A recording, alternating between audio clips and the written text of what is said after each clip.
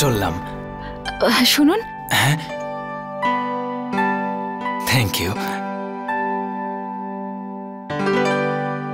খেয়াল রাখবি নিজের। হ্যাঁ, কি বাজে ও! নিজে তো নিজের বরকে সারা দিন নিজের আঁচলে বেঁধে রেখেছে, আর আমি তো প্রথমবার আমার স্বামীর সঙ্গে থাকার একটু সুখ পেতে চলেছিলাম, কিন্তু এর জন্য সেটাও পেলাম না। এর না কোনোদিন ভালো হবে না, আমি হতেও দেব না। আজ ও আমার সঙ্গে যেটা করলো না, আমি কোনোদিনও ক্ষমা করব না ওকে। এবারে যদি আমি ওর বেঁচে থাকাটা দুর্বিষহ না করে তুলি না, তাহলে আমার নাম বদলে দেব।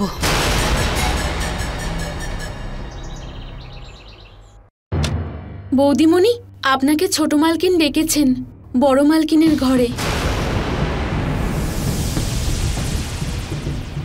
মায়ের ঘরে?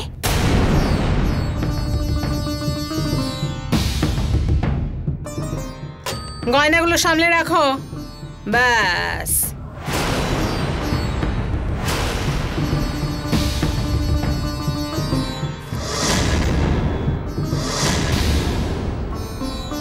আরে বোকার মতো জুতোটাও ওখানে ঢুকিয়ে রাখবি নাকি? অন্য প্যাকেটটা নে। বাপ রে, এতগুলো জুতো! দিদি নিজেই এত অসুস্থ ছিল, হাঁটা চলা করে কোথাও যেতেই পারতো না, কিন্তু দেখো তার জুতোর কত শখ। বাবা,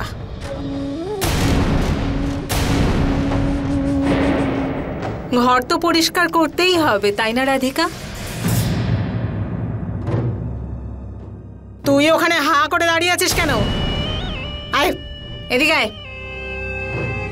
এই যে দামি দামি সিল্কের শাড়িগুলো রয়েছে না, ওগুলো সব আলাদা প্যাকেটে রাখ। আর ওইখানে যে বাকি শাড়িগুলো আছে, ওগুলো পুরনো তাই না? ওগুলো অন্য প্যাকেটে ভরে রাখ। যা তাড়াতাড়ি কর। আর ওই যে দামি আতরগুলো, ওগুলোও আলাদা প্যাকেটে রাখবি। আর এই সমস্ত কিছু ভরা হয়ে গেলে এই ভালো সিল্কের শাড়িগুলোর প্যাকেট, এই আতরের প্যাকেট আর গয়নার প্যাকেট আমার ঘরে পৌঁছে দিবি।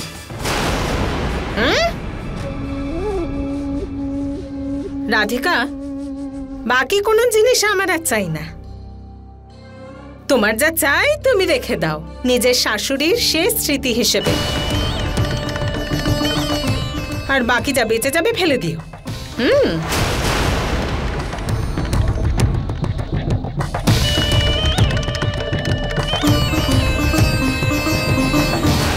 আরে হ্যাঁ, আরেকটা কথা, এই সমস্ত কাজ হয়ে যাওয়ার পরে ওষুধ মেশানো জল দিয়ে ঘরটা ভালো মতো মুছে দেবে, কিন্তু যেখানে অসুস্থ মানুষ মরে যায় সেখানে এইসব কাজ করাটা অত্যন্ত জরুরি। বুঝে গেছিস আমার কথা? ঠিক আছে।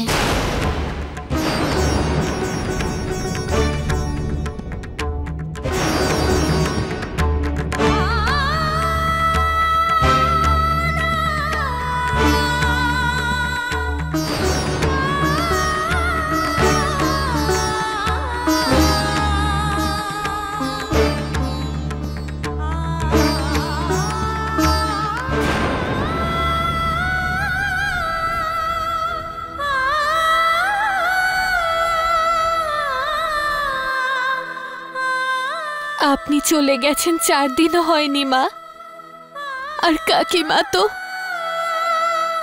কেউ এমনটা কি করে করতে পারে?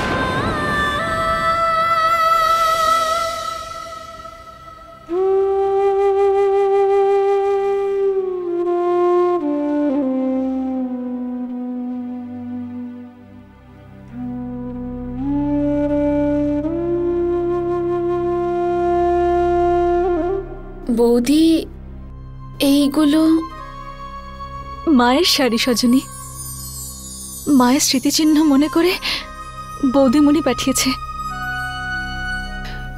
মা, এই প্রীতি বৌদির বাপের বাড়ির থেকে পুরনো কাপড়গুলো কেন এসেছে? আমার ঘর জ্বালাবার জন্যে।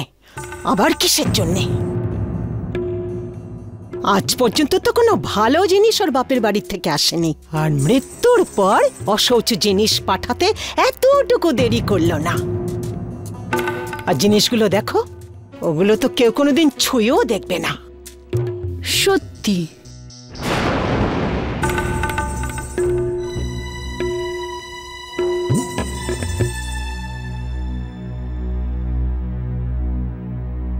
এই নে।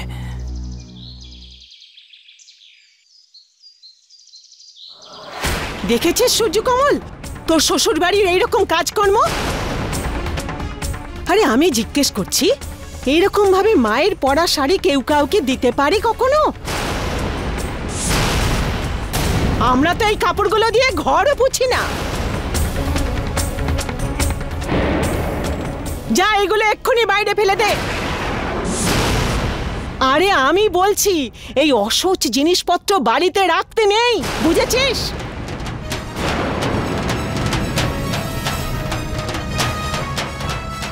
দেখছিস কি, ফেলতে তোর সাহস হচ্ছে না? তাহলে এক্ষুনি যা, ওর বাপের বাড়িতে গিয়ে এই জামা কাপড়গুলো দিয়ে আয়।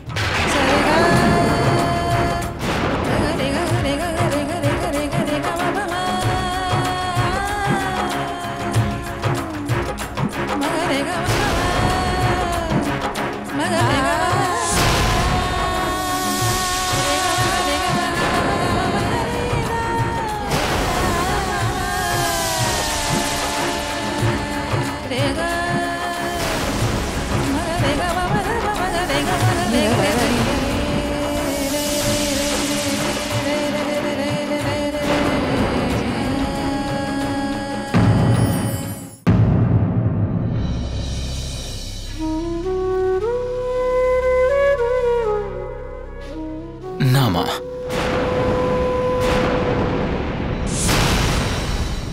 এসব না তো ফেলে দেওয়া হবে বা না ফিরিয়ে দেওয়া হবে।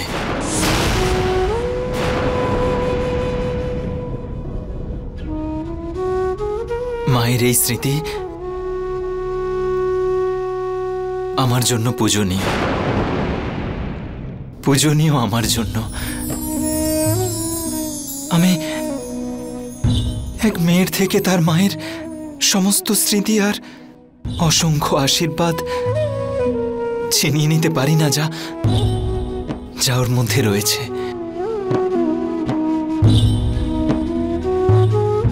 নিন, এগুলো সব সাবধানে রাখবেন।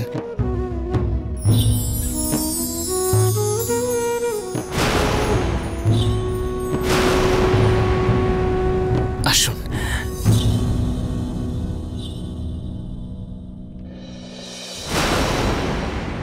স্মৃতি, আশীর্বাদ। আরে মৃত মায়ের যদি কিছু পাঠানোরই ছিল তাহলে তো গয়না পাঠাতে পারতো, বেনারসি শাড়ি পাঠাতে পারতো, শাল পাঠাতো। এই সমস্ত কাপড় পাঠানোর কোনো মানে হয়? আমি জিজ্ঞেস করছি। হ্যাঁ, রাধে রাধে। চলো ঋতু। হ্যাঁ মা।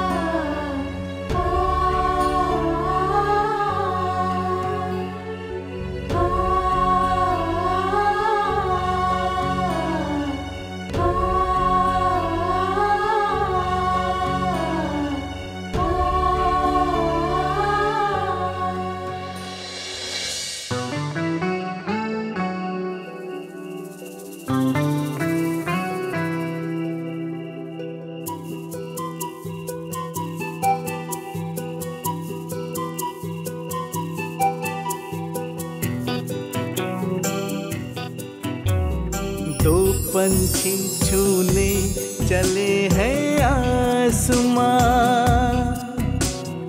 राहें अलग अलग है दोनों का जहां।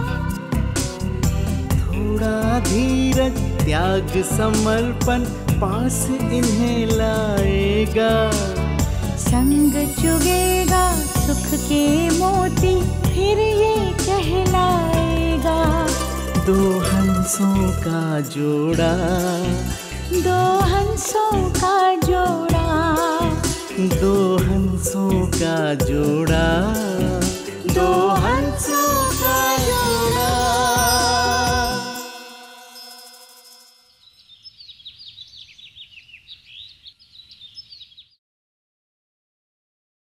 শোন বিনয়। হ্যাঁ হ্যাঁ কাকা বলো।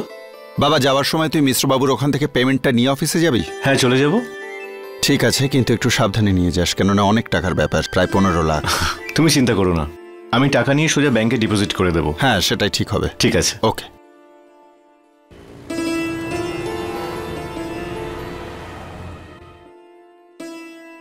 এই নাও বিনয় বাবা। ধন্যবাদ মিশ্রবাবু, এবার আমি আসি তাহলে। আরে বাবা, চা শরবত কিছু খেয়ে না যাও। না মিশ্রবাবু, আমি আসি। রাধে রাধে। রাধে রাধে।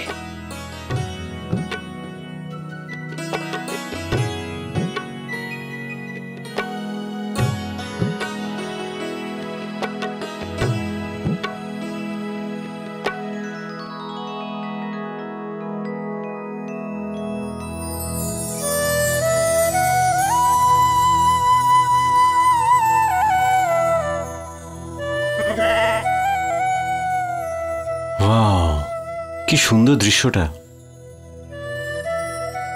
মা যদি থাকতো তাহলে বলতো, বিনয়, প্রকৃতির এই সৌন্দর্যকে নিজের ক্যানভাসে রূপ দিয়ে দেখাতো। কতটা ভালোবাসতো মা এই প্রকৃতিকে।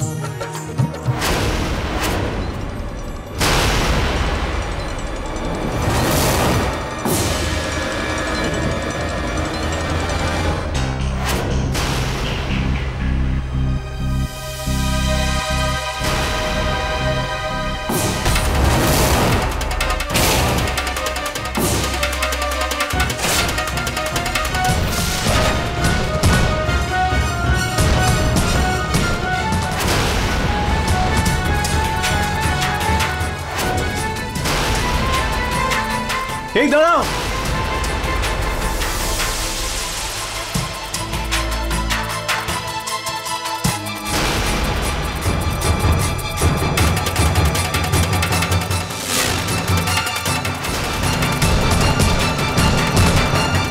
এই দাঁড়াও বলছি, দাঁড়াও।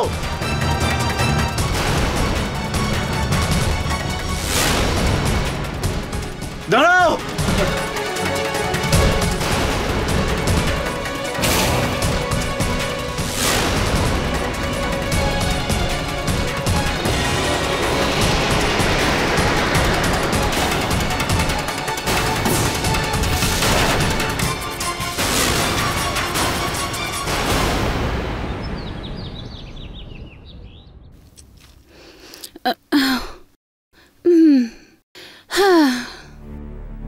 এতগুলো কাপড় কাচতে হবে।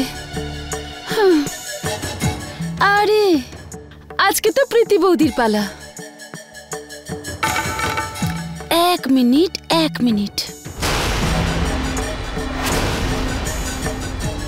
চলো একটু প্রীতি বৌদিকে সাহায্য করা যাক। কেউ দেখছে না তো? কেউ নেই ওখানে।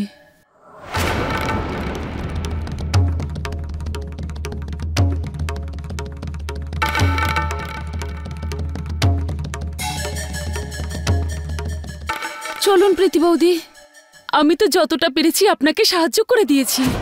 এবারে ভগবান সাহায্য করুন আর না করুন। আমি তো শুধু সেই সময়টার অপেক্ষা করছি যখন মা নিজের ফেভারিট শাড়িতে রং লাগা অবস্থায় দেখবেন। আর আপনাকে তখন এমন অবস্থা করবে আমার তো মজা লাগবে দারুণ। আমাকে নীরজের সঙ্গে দিল্লি যাওয়া আটকেছ, এবারে বুঝতে পারবে। ঋতু, আরে ঋতু কোথায়? ইনিও আমাকে ছাড়া শান্তি পান না। এক্ষুনি আসছি মা।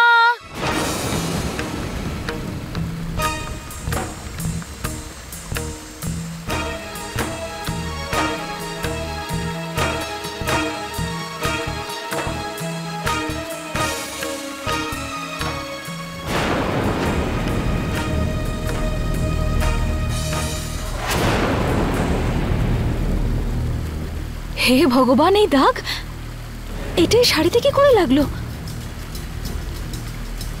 এই কাপড় দুটো তো আমি আলাদা ভিজিয়েছিলাম,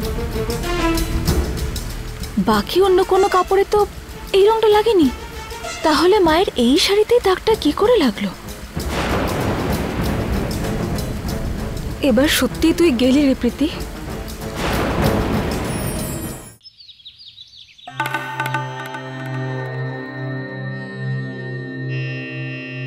সজনী, তুমি এটা ছাড়ো, আমি করে নিচ্ছি। ঠিক আছে, তাহলে তো ভালোই হয়।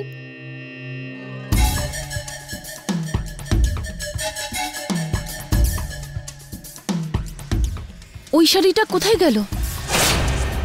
আরে ওই মায়ের শাড়িটা দেখতে পাচ্ছি না, কোথায় গেল?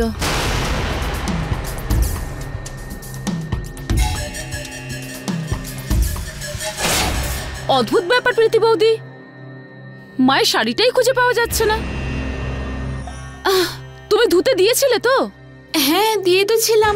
তাহলে গেল কোথায়? আরে বাড়ির ভেতর থেকে শাড়ি কোথায় যাবে? ধুয়ে শুকোতে দিয়েছিলে, তার মধ্যে দেখো ওর মধ্যেই আছে। তোমার পায়েস বানাবার কথা ছিল না, বানিয়েছো? অনেকক্ষণ আগে বানিয়ে নিয়েছি মা। আজকে তো আমি কেশর দিয়ে পায়েস বানিয়েছি। আপনি পছন্দ করেন তো?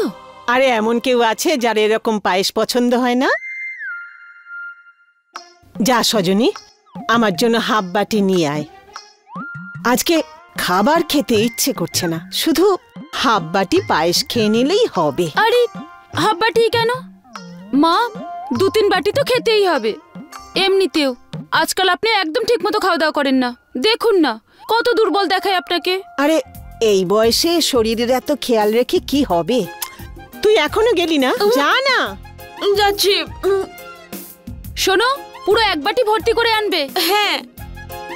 এই মেয়েটা একটুও কষ্ট করে না, না একটু রোগা হচ্ছে না সিটি বাজানো ছাড়ছে। পেয়েছো আমার শাড়ি? কোথাও আবার বৃন্দাবনের বানরগুলো নিয়ে যায়নি তো? আরে এত অশুভ কথা বলিস না। আরে প্রীতি বৌদি, আজকের সব কাপড় তুমিই ধুয়েছিলে তাই না? তাহলে তুমি নিশ্চয়ই জানবে শাড়ি কোথায় গেল। আচ্ছা, ওর মধ্যে কোনো দাগ টাগ লাগিয়ে ফেলোনি তো?